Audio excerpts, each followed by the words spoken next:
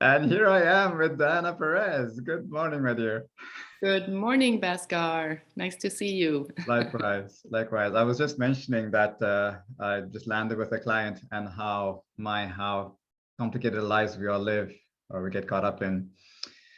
Yes, there's a certain sense of heightened stress in society now, I think we can say, in terms of despair, anxiety, frustration, and so on. And just for context, Diana is is a gem. She's an extraordinary yoga therapist. Works a lot with medical organizations internationally. She worked with the Canadian Olympic organization. Her accolades go on for days, but enough to say she's really, really good at yoga as a therapy, especially for pain recovery and trauma and so on. So let's get into it. What are you seeing? What's happening in society? I don't know. I think the stress level is just, and I mean, of course, there's COVID as well, but even before COVID, it was there. I think COVID has just exposed the whole thing so much more. I think that these little gadgets, this technology stuff that was supposed to make our lives so much easier and, take away all the burden of many things, these things have become an illness, really. They've taken a dark turn. Yeah. I think so. I think so. As useful as they are, of course, in many circumstances, these things have taken over our lives. Even when we don't want them to, they take over our lives. So I know. I'm a yoga teacher, and it's shocking how much time I spend in front of a screen. It's just incredible. Absolutely. Yeah, Absolutely. and now many of my clients are online, a lot of research online. It's constant. Looking at this light source, first of all. Yeah. And so what are the effects are you seeing from this screen obsession that we're going through? Well, my theory is that, beyond the obvious negative effects, as you've mentioned, of the light and, and the sitting in front of a screen that we're kind of fixated, right? Because when you attend a meeting sitting around a table, you will obviously, you move, you shift in your chair, you cross your legs, uncross it. When you're in a meeting like we are today, you're kind of fixated. Like I have to hold here. I can't just, be going back and forth. Yeah. So it fixates you in a way that is very unnatural for the body. The body is meant to be moving and, to be adjusting and ideally not sitting for so many hours. Our postures when we have screens in front of us. But more significant than that, Bhaskar, is I think this has permeated our psyche in a way that we really are all addicted to it. I think, we have become from the Pavlov dog experiment, we are the dogs. And the minute one of these things dings or, sounds or, and even when you turn those notifications off, there's that tendency to want to go and look, what's happening in the world and checking Facebook, checking email, checking Instagram, whatever it is, whatever your poison is. And of course, for work, that's useful. And for your life in certain circumstances, there's also this overspilling of our job, our work related to these devices. So now, your employer is texting you at 11 o'clock at night, and boundaries are gone. Yeah. I think we've gone crazy. Gone crazy. So there's all the concerns. Yeah, that you make this notion that, never before in our human DNA evolution have we ever sat in front of a screen. First, this is like what we're doing right now is completely unnatural based on our genetic memory. And the second observation about how it's permeating and dissolving the boundaries. Before you got 9 to 5 and, that's it, and you close the door and off you go. But now it just follows you everywhere. And I find myself, and I have 3 kids, and my little daughter says, Papa, it's not screen time now. I'm like, oh, because it looks like I'm just watching a YouTube video. I'm not. I'm actually working, my dear. I'm working. Right. Because people expect an instant response. Why not? You got the thing right with you. So this notion of expecting instant response, and I do my best to not be that guy because I'm not a brain surgeon. Nuclear weapons do not depend on my opinion. So yeah, I don't need to jump at every thing, and I've shut down all notifications. So right. very often happens. I miss a few things because it was like, hey, I pinged you, but I don't check my phone every ping. Right. Yeah, yeah. But Right. people expect It's that. We're tough not designing a to do. society around that. Yeah. Yeah, it's tough not to do it though. I have to say, I'm like you. I've turned off notifications, and yet, first thing in the morning, have my tea or my coffee, and Mm. this attraction to, oh well, let me just go check my emails. Let me go check my Facebook. I don't know if that's the best way to start our day. It isn't. Yeah, it's. I've had this. I think many people have this love-hate relationship with social media. Hmm. It's Hmm. in a way. I heard the expression, "You got to feed the beast." Sometimes you got to you got to Hmm. keep putting posts in there, especially for people like you and I. We are entrepreneurs, so Hmm. in a way, our livelihood is definitely impacted by our interaction in social media. So we have a Right. professional and personal sort of pull towards the technology. I'm just wondering what are your feelings around that? Well, it's a double-edged sword, of course. I mean, there's a lot of issues with Facebook, especially right now, Hmm. if ever.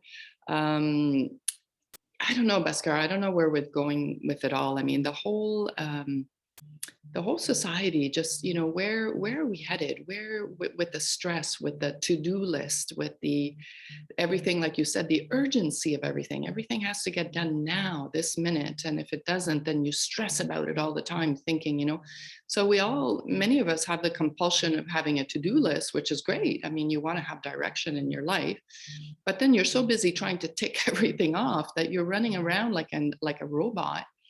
When Hmm. I see patients as a physiotherapist in my clinic, especially when they're coming to me kind of from the yoga therapy angle, they're interested more in approaching their rehabilitation through a yoga lens.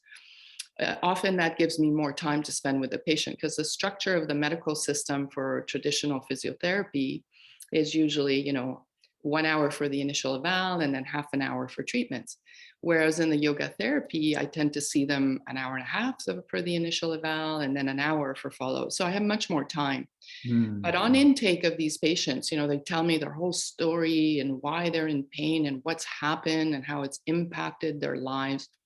And then, I ask them more questions about, well, what are you doing to control it? And there's one question that I always ask, and okay, tell me about the things in your life that give you joy. Hmm. And people almost 99% of the time pause Hmm. and they think about it. They have to think about it. And then they pause some more and they keep thinking about it.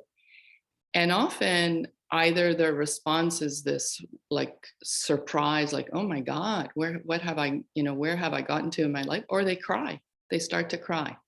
Yeah. And that doesn't mean they don't have things in their life that that they care about, their children, their spouses, maybe their jobs, whatever.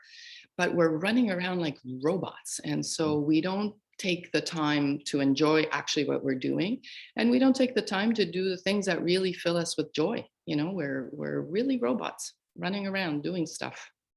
It's remarkable that you can give the hour and a half, and so many doctors, they're like 15 minutes, 10-minute stops. They have to make a diagnosis, make a prescription, go. So there's this Correct. wrote the numerical system where the person is actually a symptom. So there's no person there. It's just give me the symptom.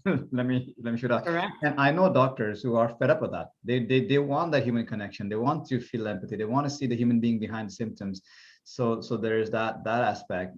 In that hurry, we forget the human. Yeah. And in that to-do list, we often neglect the joy. So there's an invitation to make a not-do list, maybe. Right. Take out those things that are not really giving meaningful joy. And I have this very simplistic way of classifying our to-do list. It's a very simple quadrant of, on top right, do good, feel good, uh, uh, do good, not feel good. Right. Do bad, feel good, and do bad, feel bad. So you definitely want to take out the do bad, feel bad. That's just that's like putting a hand in the fire. Why would you do that? Or punching yourself on the face? That makes no sense.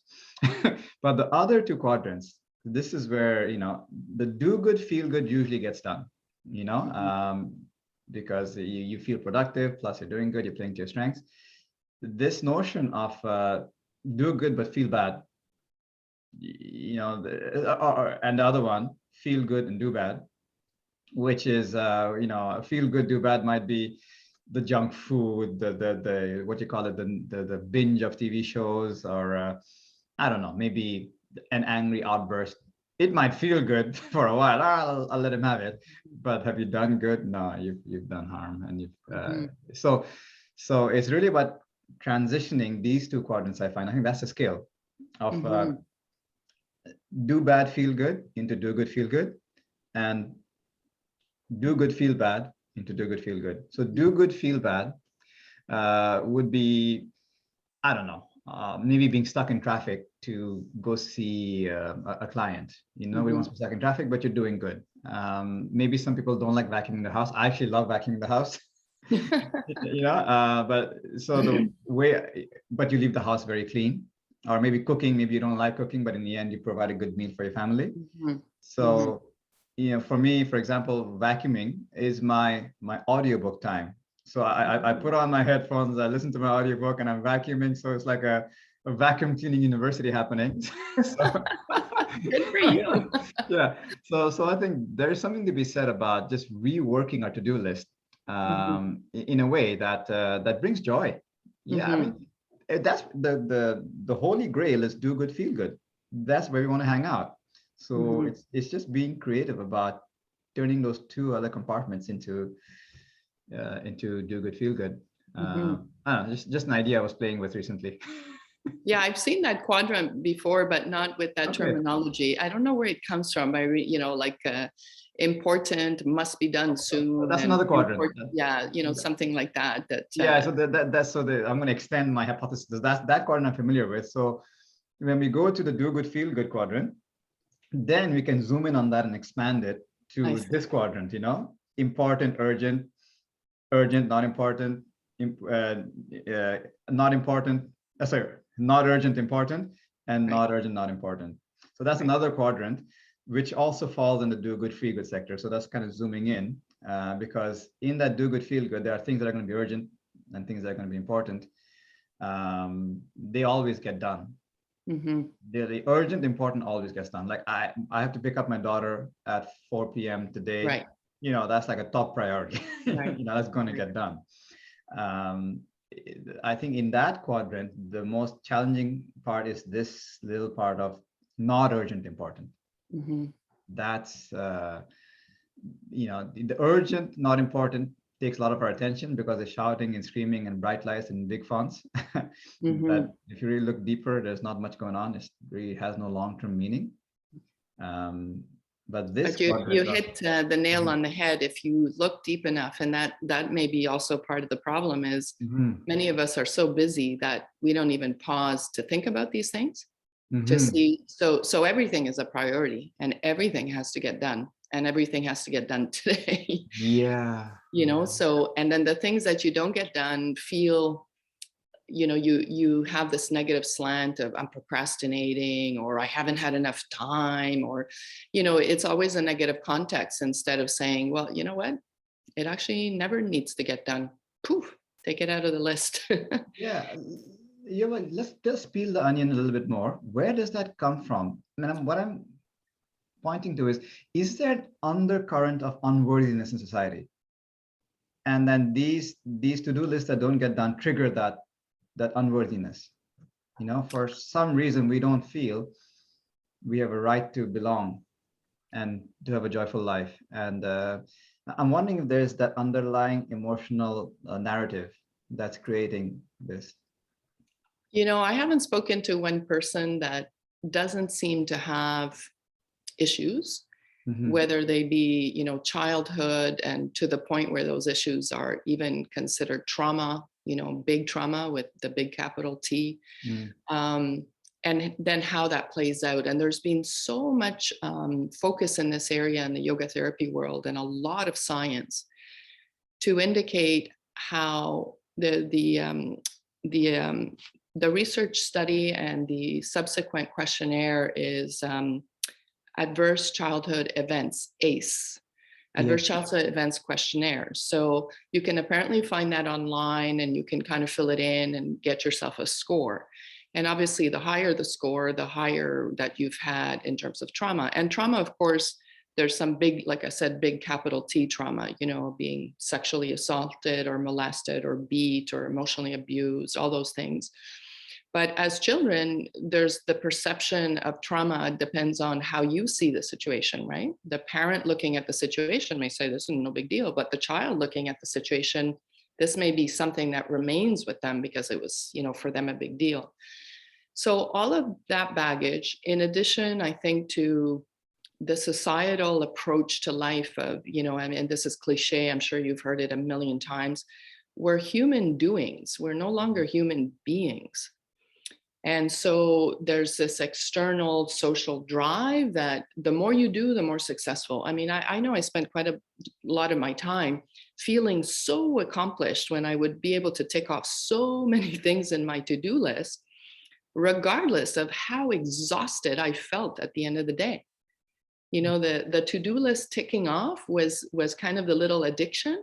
Feels More good. so than, oh my God, I'm so exhausted, I can hardly even sleep. I'm just over exhausted, you know, and I feel like hell, and I'm, you know, whatever. So I was valuing the to-do list over my own well-being. And I think that that's what we do. We just don't, the evaluation of what is important in our life is really skewed both by how all the beliefs and traumas and whatnot, because the interesting thing about this ACE study is that if your score on an ACE questionnaire is higher, you will develop more disease, have more difficulty with social interaction, are less likely to be successful in terms of jobs and getting jobs that are meaningful and give you a good salary.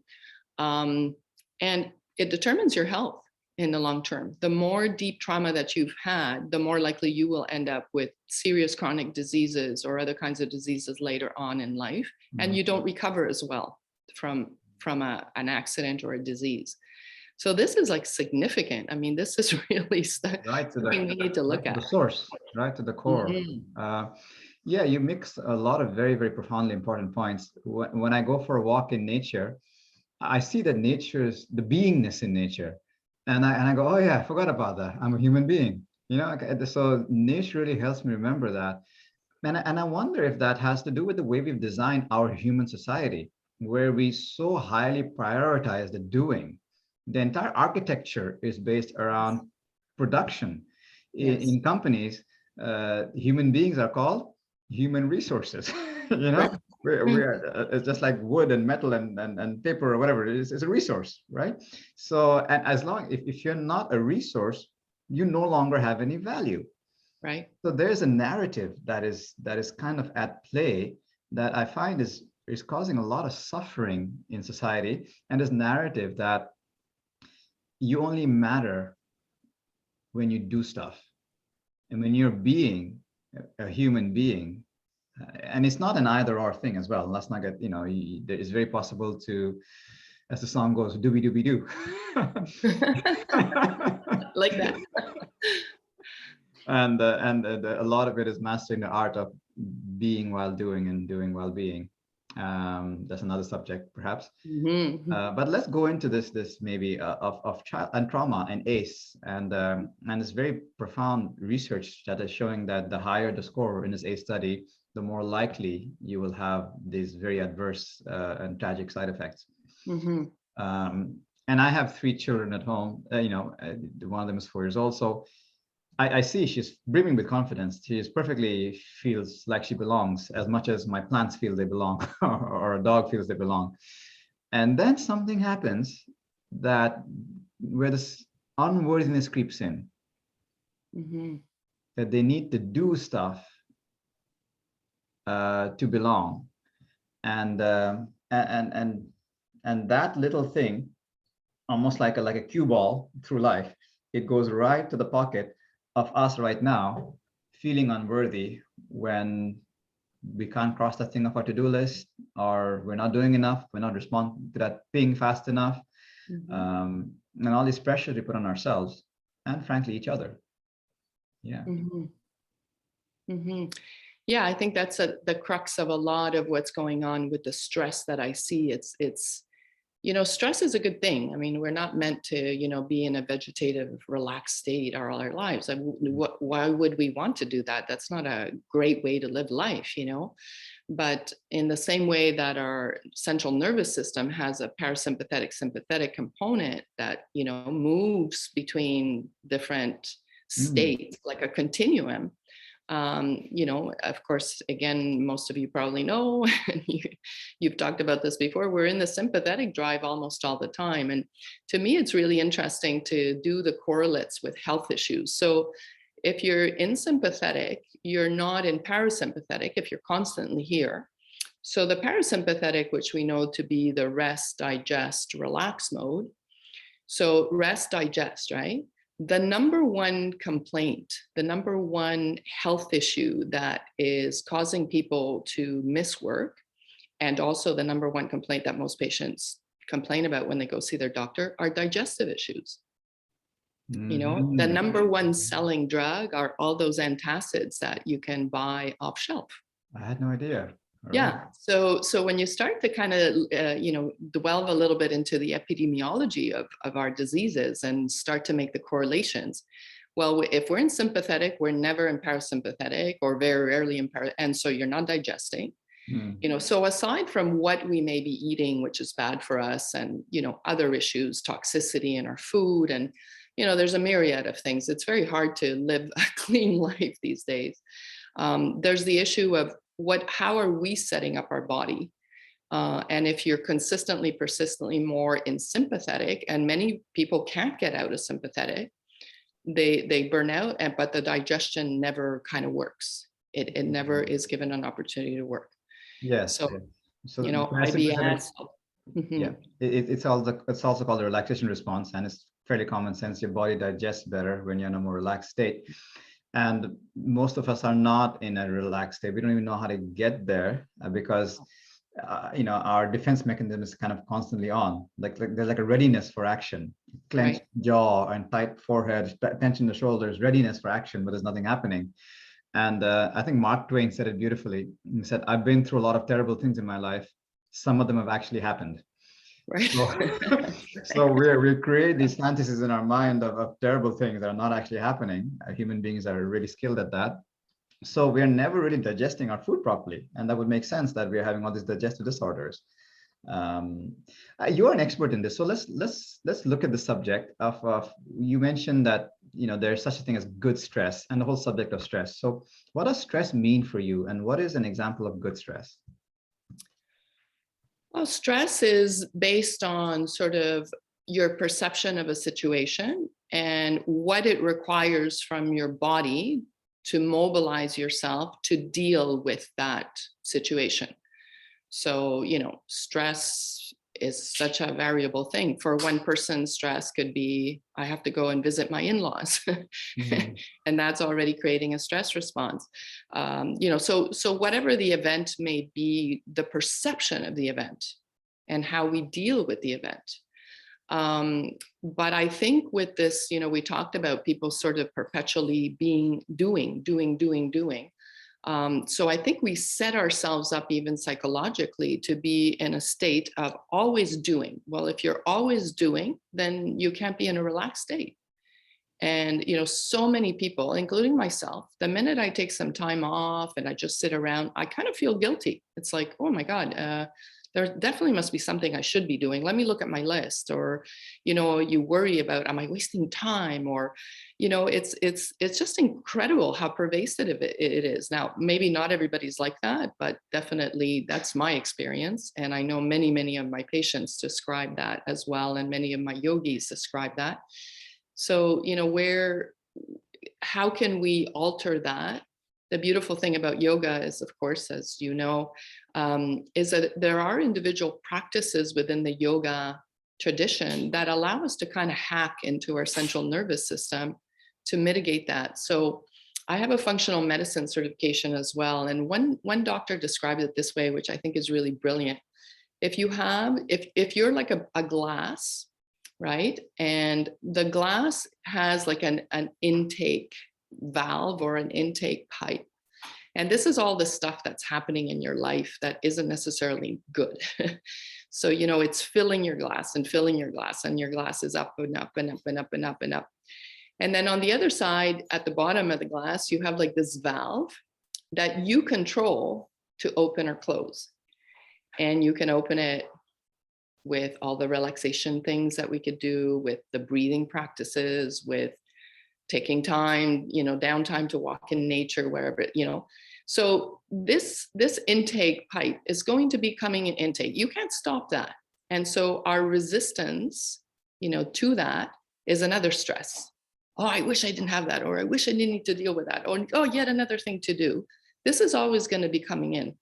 So what can you do on this side is the big question. That's where we perhaps have the control to try to mitigate that and keep the glass as little full as possible, so we don't let it overflow, which would be, of course, a situation of burnout or disease or unhappiness or mental health issues, right? Yeah. So what I'm sensing from the metaphor is when the liquid gets to the level of the hose or above, it's clogged, and that's burnout. There's no more room and you're just overflowing. Right. Yeah, you speak about sitting and doing nothing and how that you feel I should be doing something, and then when you go into nature, you see a bird chilling on a tree, not doing much, or you know, whatever, an animal crawling here and there, or flowers in the breeze, and it really helps to realize that, hey, there's something about taking the chance to just be that is very healthy for me. And it allows that tap at the bottom to open, so that, you know, all the stuff that I've been carrying with me has a chance to just, and the practices, of course, help so much. So where's the relationship between, because you pointed to a beautiful word, the word perception. So the relationship between stress and perception, let's look at that a little bit. What's happening there? Well, for sure, your viewpoint of any situation is what's going to determine then how you respond, or how your chemistry, how your central nervous system will interpret that, right? And so, and this is where the ACE study has become really significant, because the premise of this research is that with the traumas that we live either in childhood or later on in life that are kind of embedded, you know, the issues in the tissues, as Tom Myers would say. So anything that you live, any experience, becomes embodied into your central nervous system, into the tissues of your body.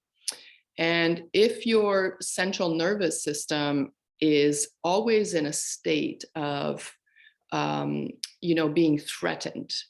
So in the sympathetic mode, we always talked about fight and flight, but now there's a new description of the sympathetic into fight, flight, and freeze. Freeze, yeah. So when you're younger, or in many situations in life, even when you're older, you can't fight and you can't fly. You know, as a child, if you're being physically abused at home, where are you going to go? You can't leave the house. You have some, you know. So the option, and you can't fight very much, a bigger person. So you're kind of then go into this freeze mode. And the freeze mode is sort of what we see in the animal kingdom, where the animal kind of shuts down and almost goes into, you know, a state of being like totally uninteractive. And that freeze response, even in humans, like despair, can actually even almost catatonic, and it could even lead to death. It could actually slow down your heart rate and your breathing to a point. Now, that's not very common. Are you pointing to depression and things like this? Not necessarily, because the freeze response can manifest, yes, as depression, but it can manifest as anxiety. And the thing that it does the most, Bhaskar, which to me was like mind-blowing, is that it predetermines the way that you interact with the world through the interface of your face and your body. So in any relationship, we look each other in the eyes, we have certain social acceptable, or in things that we can interpret in facial feature expressions, and how the body moves, and the general energy of a person. Well, someone who has been severely traumatized, all these techniques, all these things that normally allow engagement and interaction are shut down. So they could be somebody who looks not depressed, but like, flat affect. They just, no matter what happens, they just don't respond. You don't see any, they don't make eye contact. And this is the reason they believe that they don't do well in the workforce, because you go to an interview or you have to interact with your boss or with your colleagues. And if you have this kind of very apathetic affect, you're not going to really be liked. You're not really going to be trusted. And so it impacts on the whole rest of your life, how these things embed. I just want to point out, because I'm seeing a lot of this in teenagers, actually. I'm feeling that they don't really communicate, or they communicate in very few words. The eye contact is quite often lacking. And I get the feeling that it's a self-protection mechanism, because whatever they say, they could be ridiculed or insulted, and they have an image to protect. And more so now than when I was growing up, I find that there is this I don't know how to describe it, this inertness almost in the interaction. Yeah. So that could very well be that. Of course, we could say also that all this screen time is also reducing people's ability to socialize in the ways that we were used to, right? Many of these kids don't have an elaborate language because they're used to texting. Or the need for eye contact, or the need to have a meaningful long conversation with actual sentences. I mean, in the worst case scenario, you see that 2, 3, 4 kids sitting at a table, let's say a cafe, and they're looking at their phone and they're actually communicating through texting, even though they're sitting together. They're not actually looking each other in the face to talk. They're still texting to each other. Before we get to the dystopic side, I do want to go back on another point. I think it's worthy of exploring, this notion of good stress, and just how I'm understanding that you might mean it. For example, if you and I were to go, whoever, say, let's call the person Sally, was about to go on stage and give a talk to, say, 300 people or so.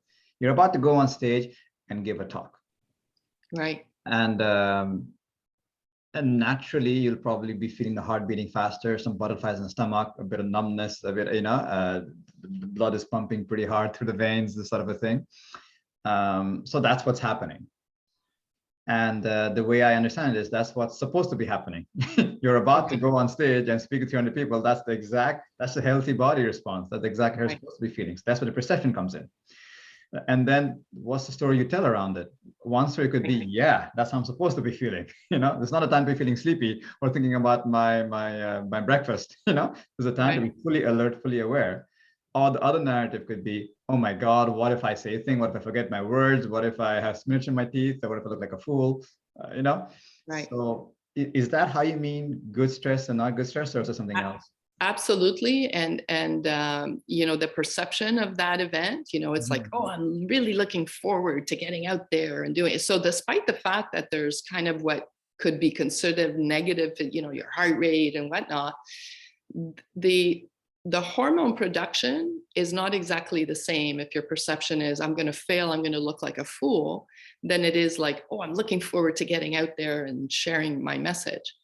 And stress too, Bhaskar, it's not only on the psychological or level.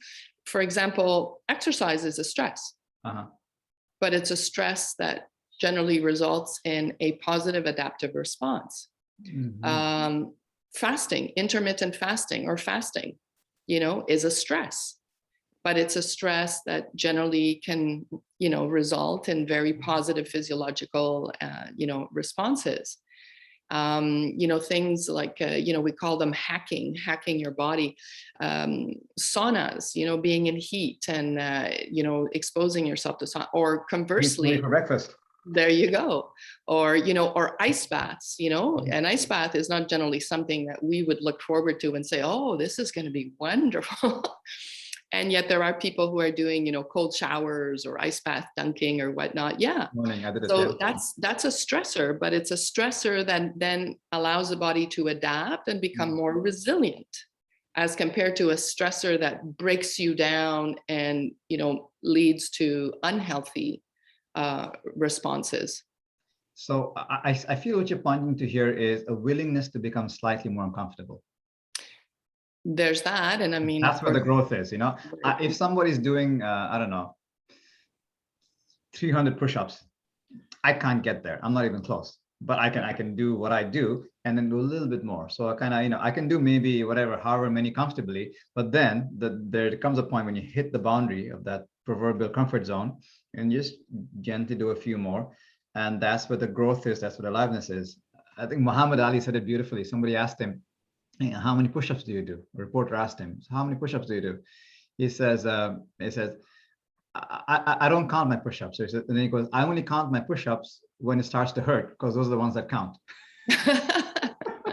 Others don't count. Right. So I see that when we, and it's fascinating what you're speaking to works in so many layers and levels and spheres of our life.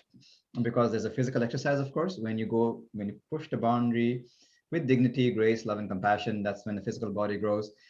Emotionally as well, you know. Correct. When you're able to step into that uncomfortable conversation, sometimes it happens, maybe it's a respectful confrontation of sorts, but you're there authentically, honestly speaking your truth. It's uncomfortable, but your emotional capacity is ability to handle emotions is kind of broadening, because you put yourself in that condition without, you know, losing it, you know. The physical equivalent would be without trying to push too much weight, but enough for you to develop. Intellectually as well, you know, you can do these exercises that allow you to push your rational, discerning, critical thinking abilities and so on, and that's how your brain's capacity, thinking faculty, remains sharp. Yeah, so there's that. The good stress would be a willingness to explore the boundaries so that, you know, you remain in optimum condition.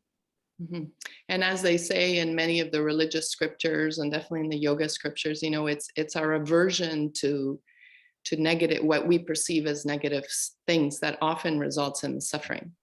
Sort of our unwillingness to allow things to be maybe not so pleasant, but be okay with them, as compared to pushing everything away because our lives need to be quote unquote perfect. And that's another thing I think with our societal, especially with Facebook now, you know, when you go on Facebook, everybody's life looks so perfect, so amazing, you know. That's not reality. You know, in yoga, it's called tapas as well. You know, it's not the food, the practice of going through that burning, because that's where you sharpen the sword of self-awareness, to use one word. So now let's get into it. Let's get into this opposite, which you pointed to beautifully, is this our almost socially accepted, not only accepted, socially encouraged addiction to comfort. You know, to avoid stress at all costs. In fact, success is to be like that, to have no stress at all. You know, this is like, you know, comfortable house, comfortable car, comfortable sofa, comfortable foods, comfortable shows, comfort, comfort, comfort. And that, I've arrived. I'm the king, you know, or queen. Right. So there's a narrative there as well, because you're pointing to a different narrative. You're saying, healthy stress. Yeah, absolutely. Absolutely. It's something that really, you know, I go back to my comment before. I think most people are just not even aware of that. They're just not, they take it for granted that is the narrative, and then they never really take the time or take the awareness to pause and kind of think, hold on a sec, is that a narrative that's working for me, for my life, for my wellness, you know? I don't think I encounter too many people in either my yoga classes or my workshops or, you know, my patients who say to me, I feel perfectly healthy. I feel like great and energetic and, you know, good all the time. Of course, all the time would be unreasonable too, right? As humans, we're up and down. But generally, people are always feeling exhausted, burnt out, low energy, fatigue, you know, not joy, not fun, not, you know, heavy stuff all the time. So we've got to figure out how to get out of that. Again, looking at it from the health lens, you know, a lot of the stuff that we see relating to chronic disease is partially related to that too. You know, again, there's many factors we can look at as to explain that, but lifestyle factors which emanate from our unwillingness to accept that we need to take care of ourselves. You know, we're a machine. Like, this is a body, the vehicle you've been given, and there's a psyche also, and the spirit. You know, when in Ayurveda we look at the 5 koshas, all the 5 layers of human existence, those need to be nourished and taken care of. So, yeah, as I think Buddha said, the body is a vehicle for awakening, treat it with care. correct. And that's a beautiful perspective on personal healthcare. There is so much to say about this. Well, I find, you know, we focused on what the challenge is. If I may just offer one possibility of how to come out of it, I think a very helpful practice is the practice of gratitude. It's a very simple thing to say, but, you know, when you are about to step onto that stage, I actually have a mantra I tell myself, you know, thank you for putting me in the source of the running stream. May the master's wisdom flow through to benefit these people. Thank you. I'm so grateful to be here. And when I go on stage, the first thing I say is, I'm so happy to be here with you. So right away, I create that emotional condition of gratitude, you know, right. and gratitude and anxiety cannot coexist. You know, they're right. Sensationally diametrically opposite. They can't sit on the same chair. So there is a hack. So when we are even not feeling so great, you know, I'm grateful I have a chance to work with this, I'll learn. When you're in tough interaction, I'm grateful I have a chance to develop my emotional intelligence and capacity to be compassionate. When I'm having a dark thought or a tight emotion, I'm developing my ability to be compassionate towards myself, even when I'm not at my best. So that light of gratitude, I find, really helps, at least me, you know, rejoice healthy stress, to kind of move into it, to rejoice the uncertainty. And I have my limits, of course. Like, you know, there's certain things that's just overwhelming, and I get shocked, I get overwhelmed. Sure. And, but generally, it's just looking at it through the lens of gratitude. Okay, so what can I learn here? Okay, what's actually thriving here? You know, and how can I serve this moment? You know, or what wants to happen here? So all these kind of reframing just puts me in a better state, and I feel I'm a better human being for it. So even when I'm doing that push-up that is beyond my comfort zone, there's a gratefulness for actually having a body that's feeling sensations, you know? Right. And I'm actually feeling this, and going into the nuance of what that sensation is, without trying to be a big hero, for me at least, without trying to fight it and will myself through it. It's more appreciating that the body is going through this motion, and it has reached this point, and you're experiencing all of this. And experiencing the impermanence of that stress as well. It's going to change very soon. You're not going to do push-ups forever, so take it easy. Or well, whatever. That's beautiful, and it's dramatically supported by the science. So a lot of the research that is looking at the effects of gratefulness practices absolutely indicates that it impacts on you mentally, physically. You know, it has an effect because, of course, that mind-body connection and body-mind connection. So people are sort of unaware of how strong a link that is. Every single thought you have produces a chemical, neurological, you know, response in your body, hormonal, immuno response. So the body, within a matter of seconds, is able to actually secrete different things, change different things, the way that your brain even connects. You know, we often think of the brain as this kind of very static, you're born, it's like that. Absolutely untrue, as we now know. Not only is the fact, when I studied medicine, I was told, you know, the brain, you have a certain number of cells and that's it. And then if some die, that's it. Well, we have now discovered that we have a region of the brain that actually has stem cells. So much for that theory. And the second thing is that within seconds of certain thoughts, certain habits, certain not habits, certain behaviors that are not your usual habit, you get different connections going on. I mean, it's a vibrant, live thing. Oh, I feel it. It's very, very experientially self-evident. Very, you know, when you switch to, and I just want to point to a nuance here. For me, I can't think myself into gratefulness, and that, you know, the thought for me are more the effect. The cause is really the noticing. And, Right. you know, so the practice of gratefulness is really noticing. And when Right. you really notice, you can't help but appreciate something there. It's like, oh, yeah. And then the thought will come, I'm so grateful I have this body that can do this. And Right. then perhaps the hormones are secreted. Right. But I find that the cause, the source, the root is the Right. noticing, the genuine, authentic noticing. So if I just tell myself, I'm grateful for this house, I'm grateful for my car, I'm grateful, it is intellectual. Right. Right. I'm not actually practicing gratefulness. I'm thinking gratefulness. Right. Right. So there's a nuance to just appreciate. Absolutely. You're 100% right. And that's where, you know, a lot of people are turning to the mindfulness practices. You know, those, during COVID, that was one of the things for me that I had more time, and I turned to kind of delving much more into mindfulness practices. And I've done some courses online with Tara Brach and Jack Cornfield, who are, you know, these Legends, yeah. decades of teaching mindfulness, and it's been amazing. It has just so shifted. And of course, mindfulness is about being aware, bringing awareness, bringing lights, shining your light in the places that you've never been before. And you're 100% right, Bhaskar, that gratefulness is not something you can push into, oh yeah, well, I know I'm okay because I have a house and I have a, you know, so I should feel good. I should feel good.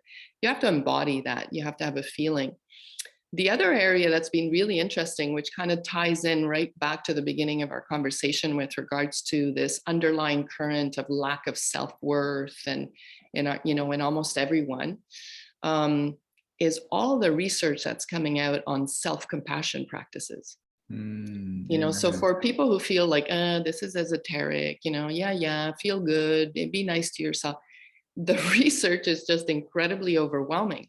So when you can start to do self-compassion practices, it's incredible how it shifts everything in your life, you know? So that's another area that I strongly encourage people to look into, because I swear the research is overwhelming. A girlfriend of mine from out west, who's also a physiotherapist, yoga therapist, turned me on to this. And at first I'm like, well, yeah, I know, you know, feel good about myself and whatever. But I swear it is, it's quite impressive. You remind me of this quote by Dr. Dean Ornish. You might have heard of Dean Ornish. He, back in the 70s, he was doing remarkable research where he reversed advanced heart disease using yoga, meditation, nutrition, and group counseling. That's essentially all he did. And he made this comment that it's kind of embarrassing that we're using the latest medical technology and research to prove something these ancient yogis have known for centuries. Absolutely. Most of these things are so self-evident. Your own experience is the best research you can do. When you just notice for yourself, yeah, this is what gratefulness, and this is how it affects my body. When you become your own scientist and this becomes your own sort of instrument of exploration or experimentation, that I find is the essence of what's Raja Yoga. You know, the Raja means king, as you know, the kingly science, where you become a master of this system called I, as opposed to a slave to every sensation, thought, or whatever is happening. And in that mastery, there's profound self-understanding through one's own direct experience. And yeah, all these practices of yoga, when I say yoga, I mean in the broadest sense, has really helped me understand myself a lot better at the level of experience. And then when the research comes out, I'm like, yay, hooray for research. Now the intellectually curious can be entertained and perhaps encouraged to practice as well. So it's helpful for sure. But also to say that if we just stay at the level, research, yes. I find there's a fascination with theory and models and concepts and ideas, even for me, I love that stuff. And we get enamored by that. And sometimes the practice gets shortchanged because let's do more research. And how about this? And how about that? And we go into this intellectual curiosity and gymnastics. And very simple things as taking a walk in nature, connecting deeply with with somebody or your child often doesn't get done. So yeah, I just an ode to the practice is all I guess celebrating here, which I know you know I'm speaking to somebody who also sings with me. Definitely a converted. But I love the fact that the research is now is validating all of this, and that there's people like yourself that are so fluent in this language of research that you can express it in such eloquent scientific ways. Let's go into this other notion of, you asked the question, so where are we going? Maybe briefly. Have you seen the new video that came out on Mark Zuckerberg's presentation of the Metaverse? Have you seen that? Well, No, you this mentioned glimpse it to me, and I haven't seen the video, but I've spoken a few. So this avatar that will be an imaginary you. Like let's even get out completely out of our bodies. I'm going to stay out of judgment here. It is what it is, but just cause and effect. Cause and effect is, so here's what I'm understanding. You put on some kind of glasses or goggles, and then suddenly you enter into any three-dimensional reality, and there's a physical avatar version of you. Okay, Right. physical, and I can make that avatar anything. So imagine a perfected version of Bhaskar. Perfect. Right. Like a perfect, not a single white That's hair. going to be hard. You're pretty close. Not a single white hair. It's perfect.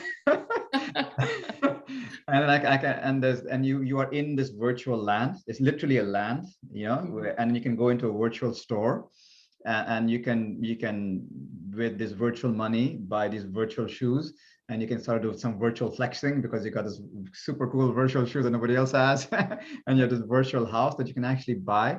So Diana, right now, not future, right now, people are paying over $600,000 US to buy a plot of virtual land. Right. And people will say that that plot of land is probably going to be worth more than real land, down the road for investors and so on, right? So you asked the question, we are this two-dimensional, soon going to be three-dimensional. So we have this reality or any reality. So like my son, for example, 15 years old, I'm just giving an example, that doesn't have to be true, but he's playing a game, and in this game, he's a legend. He's with his friends and they're fighting this epic war. He's a freaking legend. He's a hero.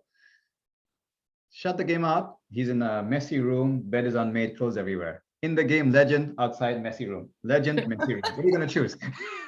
Legend wins every time. Right. And now you can be in anywhere. I can be in Mars. I can be hanging out with dinosaurs. I can be playing one-on-one with LeBron James, or in a messy room. So what happens when you get so enamored in this very detailed three-dimensional virtual reality? What happens to the breath? What happens to nutrition? What happens to connection with nature? What happens to connection with each other? And I can go on like this. I'm just wondering if this has really been thought through. As far as I don't think anybody's thinking it at that level, Bhaskar, because as you know, what drives the world is capitalism. So it's all about what drives that mighty dollar. And until we change that, which will not be very likely, nothing will shift. Nothing will shift. Our healthcare won't shift. The way we interact in societies won't shift. Like the whole mess of it, really, for me, I believe the underlying issue is this money, driving by money. So, in the healthcare industry, I mean, how pharma drives the agenda, and pharma drives even what is taught in a medical curriculum. Of course, now there's some pushback to that, and there are, people like Dean Ornish and Andrew Weil, Dr. Andrew Weil, who for many decades have been trying to integrate the more holistic approach. And I think people's health have gotten to a point where they're also starting to be more willing to be open to other things. But this where society is going, where we are launching with all this technology, is in a direction that really is not geared to our own health. And like you said, our own health is quite basic. It's very simple. You need sleep, you need some nutrition and water, you need some movement or exercise. You need to, and the critical piece is social connection. Social connection, if you look at Dean Ornish's work, after years of exhaustive research looking at all the complicated parameters of health, he put together a book that actually looked at a literature review of all the research all over the planet. The number one determinant of health, number one, you could smoke, you could be overweight, you could, not, was social connection. Having a deeper meaning of connection with somebody, whatever that would be, your church group, your spouse, your family, whatever, but you needed that social connection. If you didn't have that, didn't matter what else you did in your life, you would likely be sick. The feeling of belonging, feeling of community, feeling of being listened to, feeling of sharing and supporting. And I'm going to just plug Dana here. Objectively speaking, the whole nonprofit Dana is exactly about that. It's exactly about offering people a sense of community, wellness, uplifting environments, so that anybody can come and be a part of it. globaldana.org for those who don't know. There are a lot of cool things happening. But just to say that this matters very, very much. Our feeling, our sense of belonging is so important. We won't have time to go into why things are the way they are, but just to summarize something that we already know is that what's driving the bus of our social conditioning and is not our well-being, it's profit. So we have to be aware of this. And to your point, when we are more informed about what is the simplicity of good health, belonging, nutrition, and all those things, we as individuals and then as a community make decisions around that. So it's important to understand where the good stuff is, and to put our attention, energy, and actions towards that. So there's nothing, I don't know, the conversation around why things are the way they are around, you know, the technology and pharmaceuticals and government stuff like that, we can go on forever. But better, simpler to focus on the solution, which is belonging. One thing there, Bhaskar, for anyone listening to this, like if there's one point you're going to get out of this podcast, stop looking to the outside for help in feeling better. If you have some kind of health issue, I'm not saying don't see doctors or don't, do drugs or, I'm not saying any of that, but often many of my patients are looking for the easy solutions of the drug, with, of course, comes with a myriad of side effects, or surgery or whatever. And they're not even doing the basics. They don't sleep, or they don't eat properly, or they don't take a pause in the day to relax and reset. They don't move, they don't exercise. So if you're looking for what is the way to be healthy, both physically and mentally, just go back to basics and incorporate basics into your everyday life, and stop looking for the complicated, toxic solutions that do offer a solution, but usually with a lot of side effects and consequences. So we've lost the simplicity of what is our health. We're looking for complicated things, like you said, the science, the technology, the pharma, always the genetic modifications that's gonna, and we don't do the basics. It's like your car. You want it to run, you got to put gas. Well, with your body, you want it to run, you got to sleep, you got to eat, you got to move, and you got to have social connection. That's it. Mic drop. Nothing to add. We can land it there. Perfect bookend to this lovely conversation. I know that you and I were looking to create a course together. So stay tuned, dear listener, viewer, on our course together, which is really going to be looking at thriving through this lens and go much deeper into these concepts. So that's probably going to manifest, but mid-February-ish we talked about? Yeah, probably in February, and looking at simple ways that you can kind of, hack into your health, Yeah. What a treat. Yay. Much love to you, dear Anna. Likewise, Bhaskar.